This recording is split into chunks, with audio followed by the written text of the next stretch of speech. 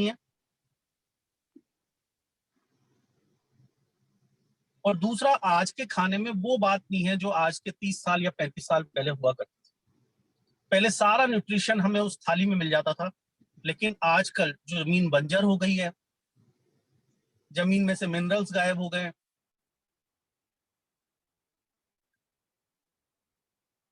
इतना ज्यादा urea, DAP, insecticides और पेस्टिसाइड्स हमने यूज कर लिए हैं कि खाने की बात करें तो खाने के नाम पे मतलब खाना छोड़ दोगे आप।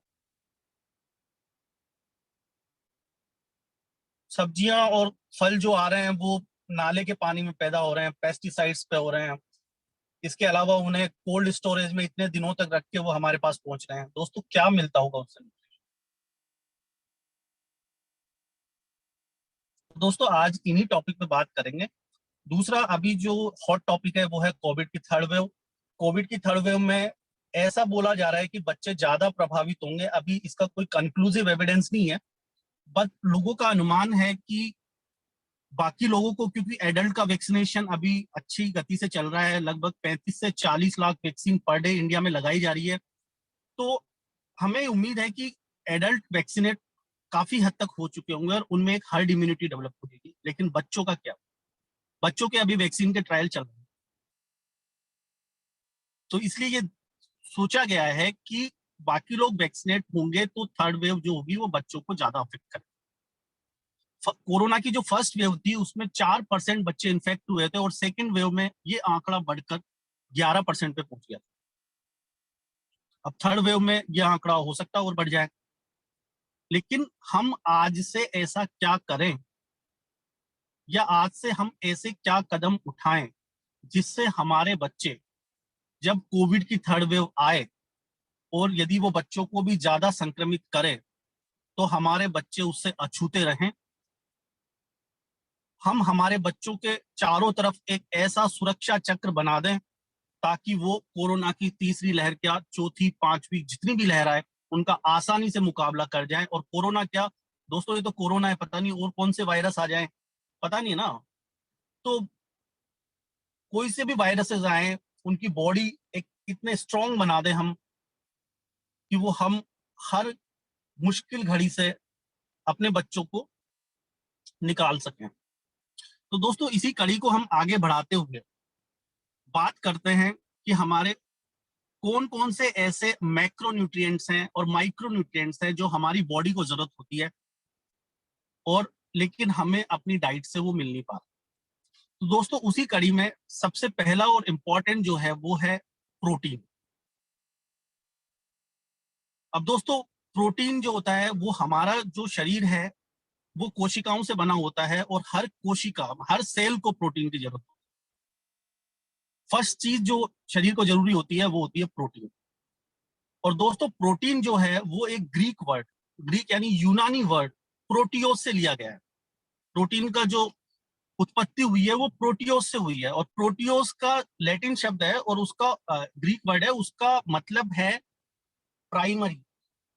Primary means first place, means शरीर को जिस चीज की सबसे ज्यादा आवश्यकता होती है वो। तो दोस्तों सबसे पहले हम ये जानें कि प्रोटीन हमारे शरीर के लिए क्यों जरूरी है, या हमारे बच्चों के लिए क्यों जरूरी है। तो दोस्तों प्रोटीन के बारे में हम बात करेंगे। सबसे पहला इंपॉर्टेंट फंक्शन है उसका बॉडी की ग्रोथ के लिए और मेंटेनेंस के लिए। रोजमर्रा में जो हमारी मेंटेनेंस, जो हमारी सेल को जरूरत होती है, तो उसको प्रोटीन ही दूर करता है। और जो बच्चों की ग्रोथ होती है, जिन बच्चों की प्रोटीन डाइट अच्छी रहती है, प्रोटीन टैंक जिन बच्चों का फुल रहता है, उनकी ग्रोथ भी दोस्तों बहुत अच्छी होती है। उसको हम आगे समझें। दूसरा दोस्तों, हमारी जो कोशिकाएं होती हैं उनमें हजारों तरह की बायोकेमिकल रिएक्शन चल रही होती है, 24 घंटे चल रही होती है। जब हम सो रहे होते हैं तब भी चल रही है। और इन जो बायोकेमिकल रिएक्शंस होती है इनको संपन्न कराने का काम करते हैं एंजाइम्स। और दोस्तों जो एंजाइम्स होते हैं वो भी प्रोटीन होते हैं। जैसे हम एग्जांपल लें डाइजेस्टिव एंजाइम्स, तो डाइजेस्टिव एंजाइम क्या करते हैं दोस्तों, जो हमने खाया उसको पचाने का काम करते हैं। और इसका एग्जाम्पल दूं तो मैं सुक्रेज एंड लैक्टेज।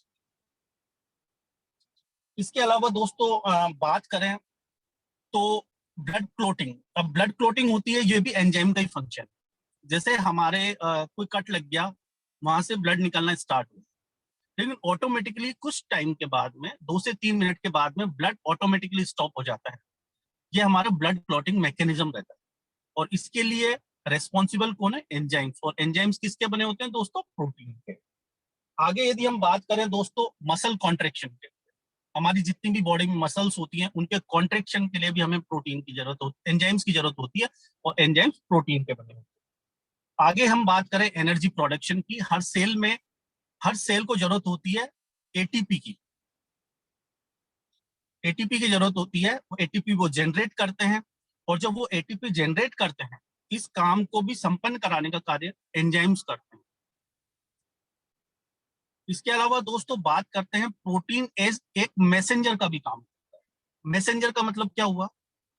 दो लोगों में आपस में कम्युनिकेशन। अब दो लोग कौन है? अब जैसे दोस्तों सोचो, यदि हार्ट को अपनी किडनी को मैसेज देना है कि एक काम करो, वाटर बहुत ज्यादा हो गया बॉडी में, वाटर का अपने को निकालना है बॉडी से, फिल्टर करना है, या वाटर कम हो गया है तो वाटर का रिटेंशन करना है, तो अब वहां मोबाइल तो है नहीं कि ब्रेन ने अपनी किडनी को फोन कर दिया, ऐसा तो है नहीं, या उन्होंने आपस में बात कर ली हो, ऐसा भी नहीं है।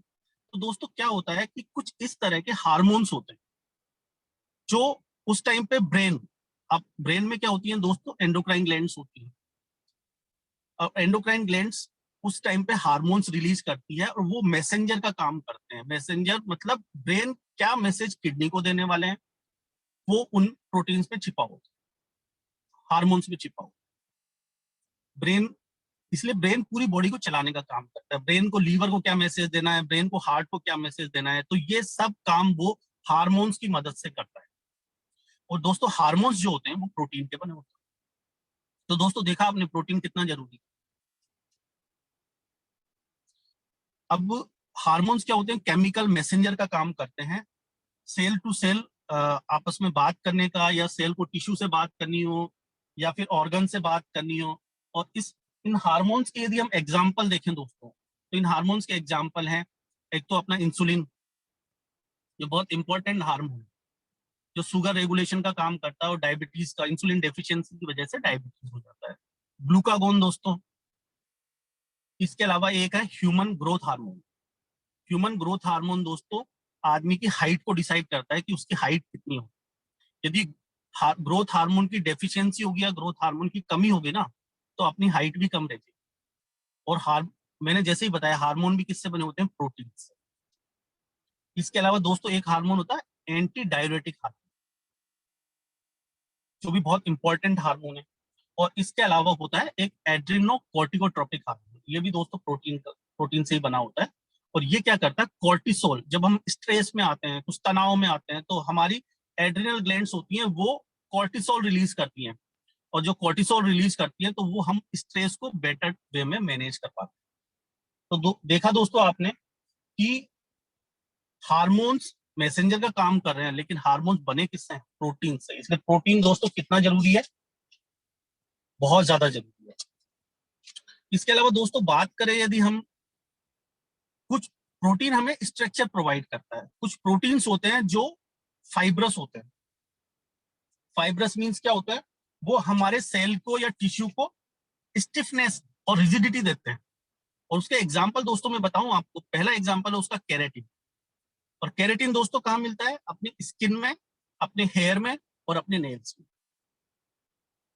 Main important protein. इसके अलावा कोलेजन। कोलेजन दोस्तों हमारी बोन्स होती है, वो कोलेजन से बनी होती है। हमारे टेंडन्स होते हैं, वो कोलेजन से बने होते हैं।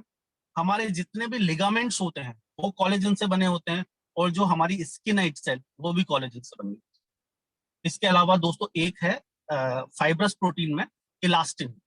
जो इलास्टिन दोस्तों उन जगह पे पाया जाता है जहां पे अपने को इलास्टिसिटी की जरूरत होती है।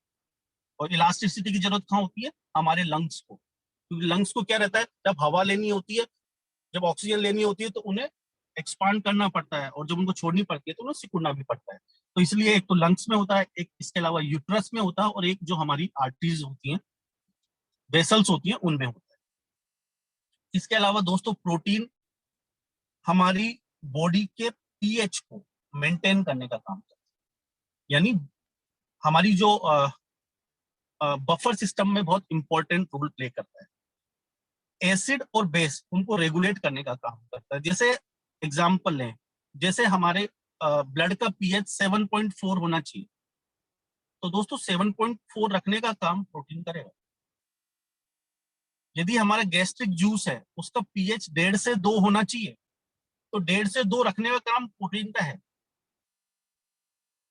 क्योंकि पीएच में यदि हल्का सा भी फेरबदल हो जाएगा, जैसे गैस्ट्रिक जूस की पीएच सोचो आप 3 हो जाए या 1 रह जाए, तो हम खाना डाइजेस्ट नहीं कर पाएंगे, खाने का पाचन अच्छे से नहीं हो पाएगा। लेकिन प्रोटीन के अलावा कुछ और बफर सिस्टम होते हैं, जैसे फॉस्फेट एंड बाइकार्बोनेट, उनके बारे में दोस्तों अभी चर्चा नहीं करेंगे। इसके अलावा दोस्तों फ्लूइड के बैलेंस का काम प्रोटीन करता है, क्योंकि हमारे ब्लड में एल्बुमिन एंड ग्लोबुलिन होते हैं, और एल्बुमिन और जो ग्लोबुलिन प्रोटीन्स होते हैं, ये फ्लूइड रिटेंशन का काम करते हैं। अब जिन लोगों में, जिन बच्चों में फ्लूइड, जिन बच्चों में एल्बुमिन और ग्लोबुलिन ये दोनों यदि ब्लड में से कम हो जाए, तो कई बच्चों में देखा होगा आपने कि उनके पैरों में सूजन आ जाती है। जैसा एक बीमारी देखते हैं हम क्वाशियोर, जो प्रोटीन डेफिशिएंसी से होती है। उसमें क्या होता है, बच्चों के पैर सूजे सूजे रहते हैं। इसके अलावा अभी कोविड वेव में हमने देखा ही कि प्रोटीन इम्यूनिटी को बूस्ट करने का काम करता है, मींस हमारे जो इम्यून सिस्टम है उसको बूस्ट करने का काम करता है। कैसे करता है दोस्तों? एंटीबॉडीज नाम सुना होगा आपने अभी। जो एंटीबॉडीज बनी होती हैं वो प्रोटीन से बनी होती है, और एंटीबॉडीज दोस्तों क्या काम करती है, ये वायरस और बैक्टीरिया जो हमारे बॉडी में एंटर कर गए उनके अगेंस्ट फाइट करने का काम करती है। इसके अलावा दोस्तों प्रोटीन ट्रांसपोर्ट का भी काम करता है। ये न्यूट्रिएंट्स को एक जगह से दूसरी जगह पहुंचाने का भी काम करता है। और क्या क्या पहुंचाते हैं? विटामिन को पहुंचाते हैं, मिनरल्स को पहुंचाते हैं, शुगर को पहुंचाते हैं, कोलेस्ट्रॉल को एंड ऑक्सीजन को। और इसका दोस्तों सबसे बेहतरीन एग्जाम्पल अपना हीमोग्लोबिन। हीमोग्लोबिन में भी ग्लोबिन प्रोटीन ही है।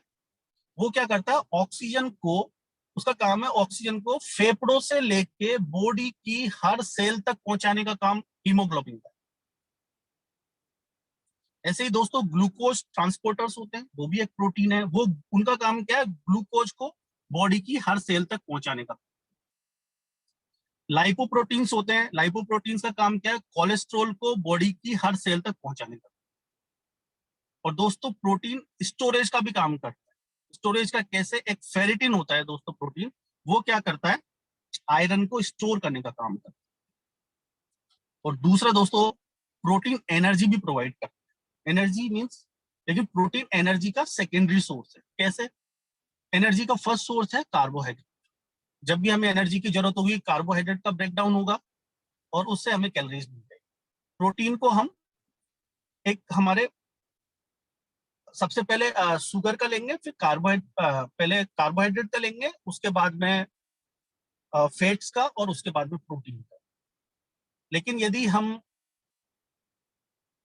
काफी लॉन्ग टाइम फास्टिंग पे है, यानी मोर देन 48 आवर्स फास्टिंग पे, हमारे पास में यदि प्रोटीन, यदि शुगर भी नहीं है, और शुगर नहीं है, तो हमारे पास में उस टाइम पे वो काम हम फैट्स से हम एनर्जी कंज्यूम करने का काम करेंगे। और सबसे लास्ट रिसोर्स के रूप में आता है प्रोटीन। तो प्रोटीन एनर्जी का भी देने का काम कर सकता है, और 1 ग्राम प्रोटीन से लगभग 4 कैलोरीज हमें मिल जाती है। अब दोस्तों एक चीज तो समझ में आ गई हमें कि प्रोटीन हमें बहुत जरूरी है और हमारे बच्चों के लिए बहुत जरूरी है। लेकिन हमें ये कैसे पता चले कि हमारे बच्चों को प्रोटीन की कमी है?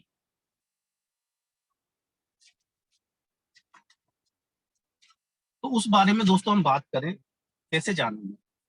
तो दोस्तों प्रोटीन का कुछ हम फीचर्स के बारे में बात करेंगे, तो जो यदि वो हमारे बच्चों में हमें लगे, तो हमें सोचना चाहिए कि वो प्रोटीन की डेफिशिएंसी है। पहला है दोस्तों फटीग। फटीग मतलब थकान। हमारा बच्चा थोड़ा सा खेल के आया है, उसको बहुत ज्यादा थकान महसूस हो रही, तो हमें ये सोचना पड़ेगा कि उसको प्रोटीन की डेफिशिएंसी है। यदि वो चीजों पे कंसंट्रेट नहीं कर पा रहा, यदि वो पढ़ाई पे कंसंट्रेट नहीं कर रहा या फिर खेलकूद पे कंसंट्रेट नहीं कर पा रहा, तो हमें ये सोचना पड़ेगा कि वो प्रोटीन डेफिशिएंट। इसके अलावा यदि उसकी ग्रोथ है, उस उम्र के बच्चों से उसकी हाइट कम है, तो सोचना दोस्तों उसमें वो प्रोटीन डेफिशिएंट है। इसके अलावा दोस्तों उसको बार बार इन्फेक्शन हो रहा है। दोस्तों CDC, centre for disease control and prevention, उनका दोस्तों एक है कि यदि आपके बच्चे को साल में 4 बार से ज्यादा कोल्ड एंड कफ हो रहा है, तो आप ये सोच लेना कि वो प्रोटीन डेफिशिएंट है। उसको तुरंत प्रोटीन स्टार्ट करना, अच्छी प्रोटीन डाइट देना।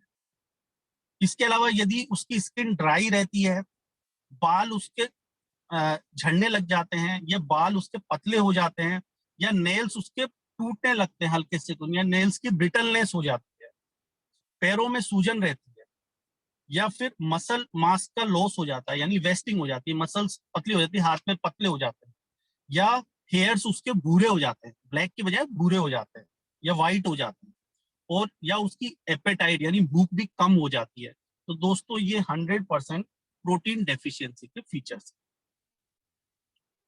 अब दोस्तों हमने ये भी देख लिया कि प्रोटीन क्यों जरूरी है, प्रोटीन के हमने फीचर्स भी देख लिए, प्रोटीन डेफिशिएंसी के फीचर्स हमने देख लिए कि ये प्रोटीन की डेफिशिएंसी होगी तो हमारे बच्चे में ये फीचर्स हमें देखने को मिलेंगे। अब हमें ये भी समझ में आ गया कि हमें प्रोटीन लेना चाहिए, लेकिन कौन सा लें। अब दोस्तों प्रोटीन हमें जो लेना है वो दोस्तों मेरे हिसाब से जो हम निकालें उसका, एक तो वो 100% ऑर्गेनिक होना चाहिए, क्योंकि आप अपने बच्चे को स्टार्ट कर रहे हो और उसको आपको लंबे टाइम तक देना है, तो एक चीज तो ये समझ में आती है कि वो प्रोडक्ट जो है वो ऑर्गेनिक होना चाहिए, क्योंकि सिंथेटिक चीज आप लंबे समय तक नहीं दे सकते। दूसरा, हमारी बॉडी में 22 तरह के अमीनो एसिड्स होते हैं, जिनमें से 13 तरीके के बॉडी बना लेती है, जिनको हम नॉन एसेंशियल अमीनो एसिड्स बोलते हैं। बाकी 9 तरीके के अमीनो एसिड्स बॉडी सिंथेसाइज नहीं करती, वो हमें अपनी डाइट से लेने पड़ते हैं, और रोज लेने पड़ते हैं, क्योंकि प्रोटीन बॉडी में स्टोर नहीं होता। प्रोटीन को हमें रोज हमें सप्लीमेंट करना पड़ेगा अपनी डाइट में, क्योंकि प्रोटीन बॉडी में स्टोर नहीं होता है। इसके अलावा प्रोटीन दोस्तों कौन सा लेना चाहिए, जिसमें कोई भी प्रिजर्वेटिव ना हो।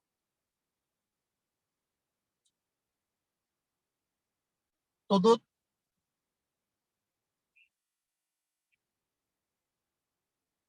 दोस्तों मैंने काफी सर्वे करने के बाद में मेरी नजर में एक प्रोटीन आया, वो है न्यूट्रलाइट किड प्रोटीन, जो मैं अपने बच्चों को देता हूँ। दोस्तों मैंने कंपेयर किया उसको मार्केट के टॉप लीडिंग ब्रांड्स, नाम नहीं बताऊंगा क्योंकि ये सोशल प्लेटफॉर्म है, लेकिन मार्केट का टॉप लीडिंग ब्रांड है वो। तो दोस्तों उसमें क्या है, यदि दोनों की हम तुलना करें, जो न्यूट्रलाइट किड प्रोटीन है वो 1080 रुपए का आता है आधा किलो, और जो सिंथेटिक है, जो टॉप लीडिंग ब्रांड है, वो लगभग 725 रुपए का आधा किलो पड़ रहा है। तो न्यूट्रलाइट किड प्रोटीन इस मामले में महंगा है। लेकिन दोस्तों हम उसकी खूबी की बात करें, तो दोस्तों खूबी की बात करें तो हमने प्रोटीन लिया, तो प्रोटीन हमें मिलना चाहिए। तो दोस्तों प्रोटीन यदि किड प्रोटीन से हम किड ड्रिंक से तुलना करें, न्यूट्रलाइट किड ड्रिंक से, तो पर 100 ग्राम से, तो पर 100 ग्राम में 16.6 ग्राम प्रोटीन है, और सिंथेटिक वाले में 14.1 ग्राम प्रोटीन। इसके अलावा इसमें पूरे 9 एसेंशियल अमीनो एसिड्स है न्यूट्रलाइट किड प्रोटीन में, जबकि सिंथेटिक वाले में 2 एसेंशियल अमीनो एसिड्स, जबकि बॉडी को पूरे 9 एसेंशियल अमीनो एसिड्स चाहिए।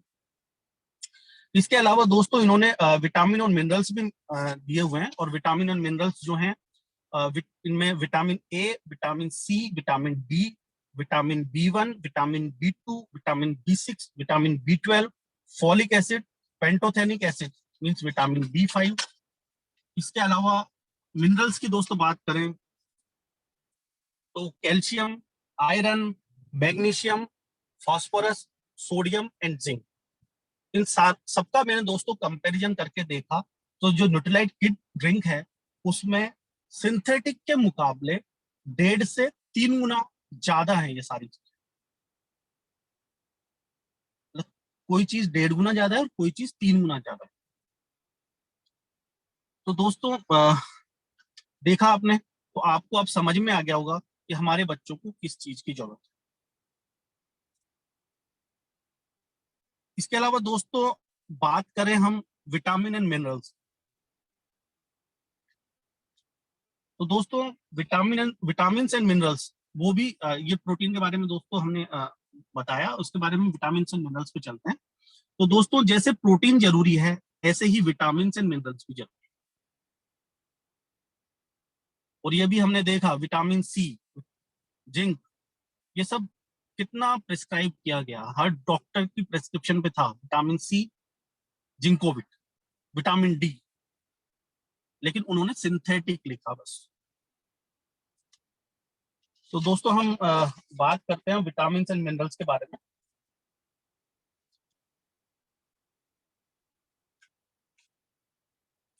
और विटामिन एंड मिनरल्स क्यों जरूरी है, तो हम एक एक विटामिन और एक एक मिनरल्स के बारे में जानते हैं। तो सबसे पहले है दोस्तों विटामिन ए। विटामिन ए दोस्तों हमारे आईज के लिए बहुत जरूरी है, यानी हमारे विजन हेल्थ के लिए बहुत जरूरी है। ये एज रिलेटेड मैक्युलर डीजेनरेशन को रोकता है। इसके अलावा विटामिन ए दोस्तों स्किन के लिए बहुत जरूरी है। इसके अलावा इम्यून सिस्टम को बूस्टअप करने का भी काम करता है। इसके अलावा लेकिन दोस्तों विटामिन ए के रेगुलर यूज से आपके मुहासों होने की संभावना भी कम हो जाती है। विटामिन ए ये डिक्रीज करता है रिस्क एक्ने वल्गेरिस। अब दोस्तों हम बात करें पूरे विटामिन बी कॉम्प्लेक्स के बारे में, तो दोस्तों बी कॉम्प्लेक्स हमारी बॉडी के जितने भी मेटाबॉलिक फंक्शंस होते हैं उनके लिए बहुत जरूरी है।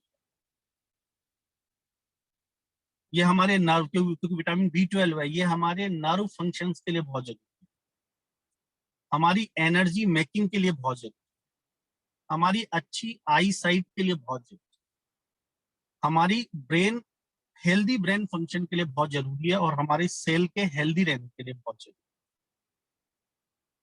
और हमें एपेटाइट अच्छी लगे उसके लिए भी विटामिन बी कॉम्प्लेक्स बहुत जरूरी है। इसके अलावा दोस्तों हम बात करें विटामिन सी के बारे में। विटामिन सी के दोस्तों एक पावरफुल एंटीऑक्सीडेंट है, और ये हमारी सेल को प्रोटेक्ट करता है फ्रॉम फ्री रेडिकल डैमेज। तो फ्री रेडिकल इंजरीज बहुत होती है, vitamin C free radical injuries से हमारी सेल को प्रिवेंट करने का काम करता है, यानी बचाता है। इसके अलावा दोस्तों यदि विटामिन सी आप ले रहे हैं तो आयरन एब्जॉर्प्शन में हेल्प करता है, मीन्स हमारी जो आंतों से आयरन का एब्जॉर्प्शन हो रहा है उसके एब्जॉर्प्शन को विटामिन सी बढ़ा देता है। इसके अलावा विटामिन सी वुंड हीलिंग, यानी घाव को भरने में, जल्दी भरने में मदद करता है। इसके अलावा दोस्तों विटामिन सी यूरिक एसिड के लेवल को कम कर देता है, यानी ये गाउट के रिस्क को कम करता है। दोस्तों इसके अलावा विटामिन सी मेमोरी को प्रोटेक्ट करता है और हमारे इम्यून सिस्टम को बिल्ड करने का काम करता है। विटामिन डी की यदि हम बात करें तो हमारी bone and teeth and cartilage, इनके लिए विटामिन डी बहुत जरूरी है दोस्तों। इसके अलावा विटामिन डी कैल्शियम के एब्जॉर्प्शन में भी हेल्प करता है, जरूरी है बहुत ज्यादा। इसके अलावा विटामिन डी अभी कोविड वेव में दोस्तों हमने देख लिया, हमारे इम्यून सिस्टम के लिए भी बहुत जरूरी है। इसके अलावा विटामिन ई की बात करें, विटामिन ई दोस्तों एंटीऑक्सीडेंट काम करता है और फ्री रेडिकल इंजरीज से हमारी बॉडी को बचाता है। इसके अलावा विटामिन ई स्किन कैंसर से भी हमको प्रिवेंट करने का काम करता है, मतलब स्किन कैंसर से भी बचाता है। इसके अलावा वुंड हीलिंग, यानी घाव को जल्दी भरने का काम करता है, और हमारी स्किन को मॉइस्चराइजर का भी काम करता है। इसके अलावा दोस्तों यदि हम मिनरल्स की बात करें तो मिनरल्स में दोस्तों हम बात करेंगे मैग्नीशियम की। तो दोस्तों मैग्नीशियम जो है ये न्यूरॉन्स की मेंटेनेंस के लिए और मसल की मेंटेनेंस के लिए, न्यूरॉन्स यानी नर्व सेल्स एंड मसल्स जो मांसपेशियां है उनकी मेंटेनेंस के लिए बहुत जरूरी है। इसके अलावा मैग्नीशियम डिप्रेशन के अगेंस्ट फाइट करने का काम करता है। और मैग्नीशियम का दोस्तों एंटी इंफ्लेमेटरी एक्शन यानी सूजन को भी कम करने का काम करता है। इसके अलावा मिनरल्स में जिंक की बात करें दोस्तों, तो जिंक दोस्तों नॉर्मल इम्यून सिस्टम के को बिल्ड करने का काम करता है, जैसे अभी हमने कोविड वेव में देखा। और इसके अलावा ये मुहासों को भी कम करने का काम करता है। इसके अलावा दोस्तों आयरन एंड कॉपर, इनकी बात करें तो ये हीमोग्लोबिन को बनाने का काम करते हैं, जो कि आरबीसीज का जो रेड ब्लड सेल्स है उसका मेन कंपोनेंट। इसके अलावा दोस्तों कैल्शियम की बात करें, कैल्शियम हमारी बोन्स एंड टीथ इसके लिए बहुत जरूरी है, हमारी हड्डियों के लिए, हमारे दांतों के लिए बहुत जरूरी है। इसके अलावा दोस्तों हमारी हार्ट सेल्स के लिए बहुत जरूरी है, जो मायोकार्डियल फाइबर्स है उनके लिए बहुत जरूरी है।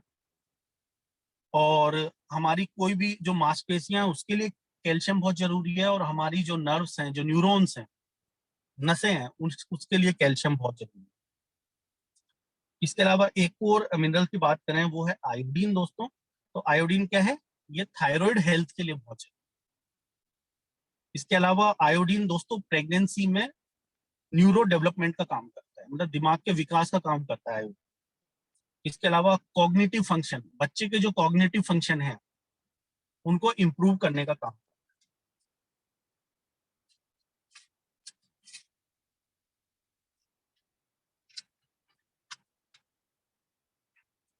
इसके अलावा दोस्तों बात करें सेलेनियम की, तो सेलेनियम दोस्तों थायराइड हेल्थ को भी इंप्रूव करता है। इसके अलावा सेलेनियम एक पावरफुल एंटीऑक्सीडेंट है और इम्यून सिस्टम को बूस्ट करने का काम करता है। दोस्तों मॉलिब्डेनम की बात करें तो ये अमीनो एसिड से जो प्रोटीन बन रहा है दोस्तों उसके प्रोसेस में हेल्प करता है, और जो डीएनए, जो जेनेटिक मटेरियल है डीएनए, उसके प्रोसेस में हेल्प करता है। इसके अलावा दोस्तों क्रोमियम की बात करें तो क्रोमियम दोस्तों इंसुलिन सेंसिटिविटी को बढ़ाता है। इसलिए दोस्तों ये देखा गया है कि ये टाइप 2 जो डायबिटीज है उसमें काफी हेल्प हेल्पफुल देखा गया है। इसके अलावा दोस्तों ये प्रोटीन, कार्बोहाइड्रेट और लिपिड्स, जो फैट का मेटाबॉलिज्म है उसको भी इंप्रूव करता है। मैग्नीज की दोस्तों बात करें तो ये बोन हेल्थ के लिए बहुत जरूरी है, एंटीऑक्सीडेंट है और एंटी इंफ्लेमेटरी है। और एंटी इंफ्लेमेटरी दोस्तों particularly in combination with glucosamine and chondroitin sulphate. तो दोस्तों ऑस्टियो अर्थराइटिस में मैग्नीज का काफी अच्छा रोल देखा गया है। अब दोस्तों ये तो हमने देखा कि विटामिन एंड मिनरल्स हमें और हमारे बच्चों को क्यों चाहिए, क्योंकि सारे फंक्शंस हमने दोस्तों देखे इनके कि हमारी बॉडी को बहुत ज्यादा जरूरत होती है। लेकिन दोस्तों कौन सा देना है, जरूरी तो है, देना भी है, लेकिन कौन सा। तो दोस्तों उसके लिए मैं थोड़ी सी आपकी हेल्प कर दूं।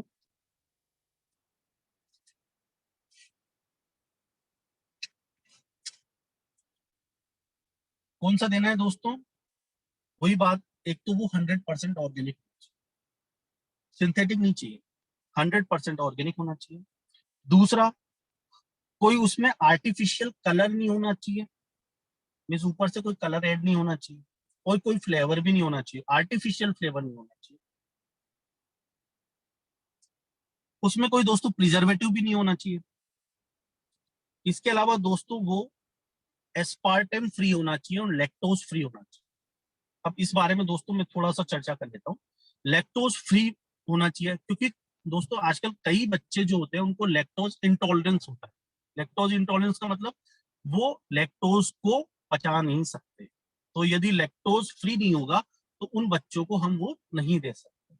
दूसरी बात करें हम, एस्पार्टेम फ्री होना चाहिए। अब एस्पार्टेम क्या है दोस्तों, एस्पार्टेम भी एक तरह की शुगर ही है, और ये 1 ग्राम जो है वो वही जो जितना शुगर देती है 4 कैलोरीज देती है। लेकिन दोस्तों इसकी खासियत क्या है, एस्पार्टेम जो होती है वो नॉर्मल शुगर की तुलना में 200 गुना ज्यादा मीठी होती है।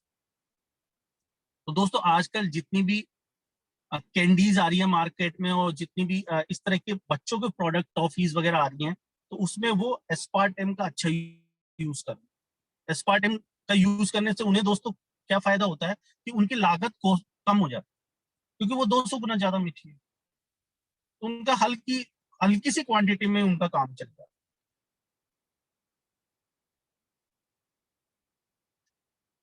दूसरा, प्रोडक्ट ऐसा होना चाहिए जिसको third party certification, means Amway ये बोल रही है कि इसमें ये चीजें हैं, भाई कोई भी कंपनी ये बोल रही है इसमें ये चीजें, लेकिन तीसरी कोई कंपनी है उसे ये उसका सर्टिफिकेशन उसको चाहिए कि हाँ मैं जो बोल रहा हूँ मेरे प्रोडक्ट में वो ये चीज है।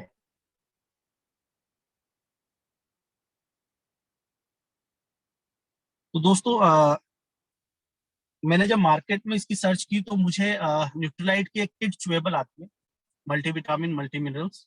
उसमें दोस्तों मैंने देखा कि उसमें 21 तरह के विटामिन एंड मिनरल्स हैं। कौन कौन से विटामिन हैं? विटामिन सी बच्चों को चाहिए होते हैं वो सारे हैं उसमें, और मिनरल्स भी लगभग सारे हैं।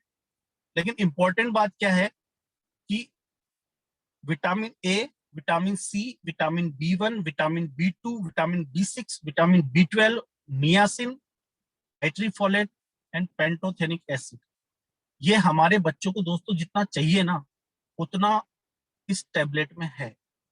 मिस गवर्नमेंट एक ने एक पर्टिकुलर रिकमेंडेड डेली अलाउंस कर रखा है कि आपके बच्चों को इतना विटामिन ए चाहिए, तो वो पूरा इस टेबलेट में है। इसके अलावा दोस्तों मिनरल्स में जिंक जो है वो उसका 100% अपने को एक सिंगल टेबलेट से मिलता है। तो लगभग 12 तरीके के विटामिन एंड मिनरल्स हमारे बच्चों को सिंगल टेबलेट में 100% मिल रहे हैं। और बाकी जो है 9 तरीके के जो विटामिन एंड मिनरल्स है उनकी काफी अच्छी क्वांटिटी उनको मिल जा रही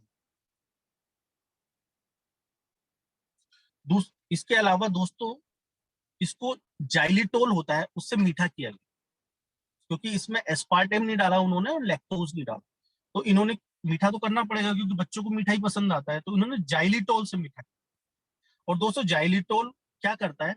जाइलिटोल, क्योंकि ज्यादातर आपने कैंडीज या फिर इस तरह की चॉकलेट्स देती हो दांतों को चिपक जाती है, और चिपक जाने से क्या होता है दोस्तों, टूथ डिके काम शुरू हो जाता है और हमारे बच्चों में थोड़े टाइम के बाद में केविटी फॉर्मेशन होता है।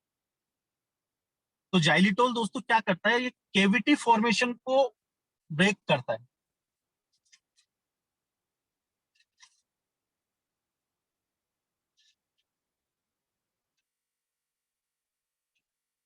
केविटी फॉर्मेशन को नहीं होने देता है, क्योंकि केविटी फॉर्मेशन के लिए जो जो बैक्टीरिया रेस्पॉन्सिबल है वो है स्टेफिलोकोकल म्यूटेंस।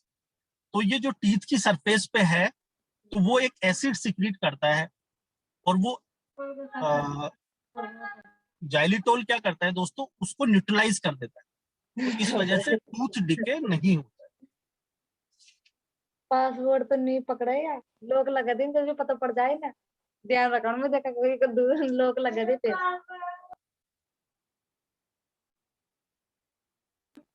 डॉक्टर तो मना कर रखे हो देख ले। तो दोस्तों इन प्रोटीन के बारे में और विटामिन एंड मिनरल्स के बारे में हमने ये डिस्कस किया कि हमें बच्चों को देना चाहिए, कौन सा देना चाहिए इसमें भी मैंने। तो दोस्तों यही है, हमारे बच्चों को अच्छी प्रोटीन डाइट दें आप, अच्छी मात्रा में उनको विटामिन एंड मिनरल्स दें, ताकि जब कोविड की थर्ड वेव आए तो हम हमारे बच्चों के साथ, हमारे बच्चों के चारों तरफ एक ऐसा सुरक्षा चक्र बना दें कि कोविड हमारे बच्चों को छू भी ना पाए। तो इसी आशा के साथ दोस्तों, और बाकी सप्लीमेंट्स हैं दोस्तों वो हम और किसी दिन डिस्कस करेंगे क्योंकि टाइम काफी हो गया है, क्योंकि ये इंपॉर्टेंट थे तो मैंने थोड़ा सा इनके डिटेल में इनको स्टडी किया है। तो बाकी सप्लीमेंट्स हम और किसी दिन डिस्कस करेंगे। बाकी ये है कि आप अपने बच्चों को आज से ही अच्छी मात्रा में प्रोटीन और अच्छी मात्रा में विटामिन से सप्लीमेंट्स जो ऑर्गेनिक हो वो शुरू करें, ताकि कोविड हमारे बच्चों को छू ना पाए और हम वैसी आजादी के साथ फिर जी सकें कोविड के बाद। थैंक यू दोस्तों।